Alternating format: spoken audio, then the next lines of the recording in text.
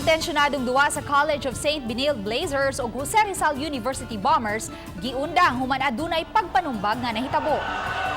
Oh no, Amores wanting to go after a fan and punches being thrown here. Oh no. All players, please proceed to the shaded area in front of your respective benches. Nahitabo ang kagubot kapin 30 minutos sa dili pa mahuman ang fourth quarter sa duwa. Giatake ni JRU Heavy Bomber John Amores ang Benilde Blazers ug nanukmag.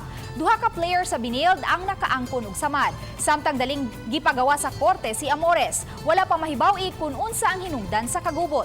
Tungod sa nitabo, gipahunong sa NCAA Management Committee ang duwa, diin ang final score ana sa 71-51 pabor sa College of St. Benilde. Mga kapuso, karon lang yung hapon nagpagawa sa official statement ang NCAA ManComm human sa makuting deliberasyon na desisyonan nga pahamtangan og indefinite suspension si JRU Heavy Bomber John Anthony Amores tungod sa ubay-ubay nga violations ug usa na niini ang pagsuntok sa upat ka player sa CSB. Gawas kang Amores, aduna usay ubang player sa Benilde ug JRU ang gisuspend sulod sa usa og duha ka games tungod sa nagkareiyang violations. We're hoping that this final decision announcement will help de-escalate the situation. Yes, we've been praying for that.